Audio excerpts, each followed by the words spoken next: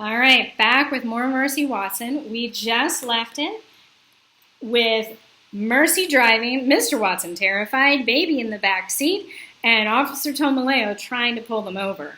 So let's find out what happens. Chapter 10. Back on Deco Drive, Mrs. Watson invited Eugenia inside. "There's no point in worrying alone," Mrs. Watson said. "Come in and help me fix a snack for my darlings." Mrs. Watson brought Eugenia into the kitchen. "Will you help me butter some toast?" asked Mrs. Watson. "Toast?" grumbled Eugenia. "Who cares about toast?" said Mrs. Watson. "Don't worry," said Mrs. Watson. She patted Eugenia on the back. "If baby is with Mr. Watson, then she is just fine." Are they just fine? Do they know what's happening in the car? "Mr. Watson is an excellent driver." "He is a menace," said Eugenia. "Pardon?" said Mrs. Watson. "Nothing," said Eugenia. She picked up a piece of toast. She applied the tiniest amount of butter. "Oh, heavens," said Mrs. Watson. "You have to put more on than that. Mercy likes a great deal of butter on her toast." "Who cares how pigs like their toast?" said Eugenia.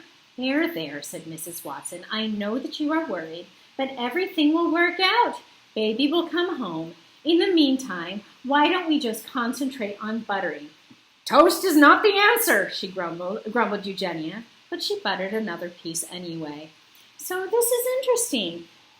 Mrs. Watson is saying, "I know that you are worried, but everything will work out." So how is Eugenia reacting? She's worried. She knows that she is worried, but she's acting angry. So do some people act angry when they are worried? That's an interesting idea to me, that some people, when they are worried, act angry instead of acting worried. Chapter 11. "You must stop the car," shouted Officer Tomaleo.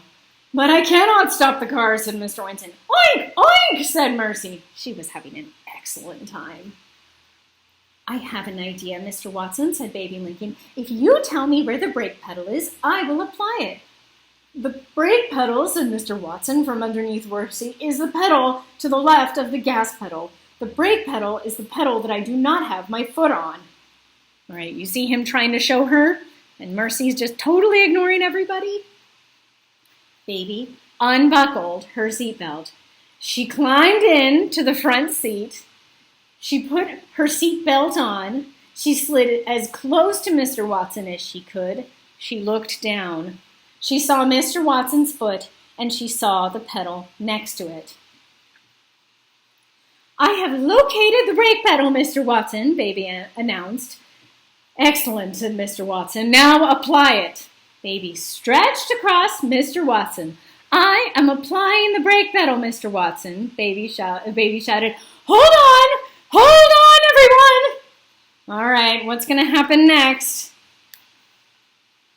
Chapter 12. The car screeched. The car shuddered. The car careened. The car caroomed.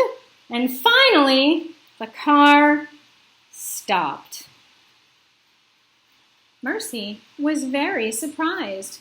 Suddenly, she was not driving the car. Suddenly, she was not even in the car. Suddenly, Mercy was airborne. What does it mean, airborne? Mr. Watson was wearing his seatbelt. He did not fly out of the car. Baby Lincoln was wearing her seatbelt. She did not fly out of the car. Officer Tomaleo was safe in his police cruiser. He did not fly out of his car. Only Mercy flew. "Oh dear," said Baby. "It's an emergency," shouted Mr. Watson. "Alert the fire department." "Was that pig wearing a seatbelt?" Officer Tomaleo asked. "No," he answered himself. "That pig most certainly was not." "Have laws been broken here?" asked Officer Tomaleo. "Most certainly, most definitely. Laws have been broken here." Mr. Watson and Baby Lincoln and Officer Tomaleo watched Mercy fly. They watched her land. Oof! Does it look like she might be okay, though? I was a little worried, yeah? Were you a little worried? Mr. Watson got out of the car. He ran to Mercy. He wrapped his arms tight around her and held her tight. "My darling, my dear," he said, "please tell me that you are all right." awake?" said Mercy. She snuffled Mr. Watson's neck. "Hooray," said Baby, "she's fine." "Oh, thank you," said Mr. Watson. "Thank you, thank you, thank you." He bent his head and covered the tips of Mercy's ears with kisses. "You are a miracle, a prodigy, a dear," said Mr. Watson. "You are a porcine wonder, but even porcine wonders cannot drive. In fact, porcine wonders should never be allowed to drive, ever." Mercy sighed. She was glad the ride was over. She felt a tiny bit dizzy and a little bit dazed. She wanted very much to go home. How does it look like Mercy is feeling right now? How did that trip end up? What happened in the last section? I want you to talk about those things with your parents and why maybe using a seatbelt is pretty important and why not distracting the driver when you're in the car is also really important. All right, we have one last section to go. We'll read that next time. In the meantime, you'll have to wait to find out what happens in the last bit.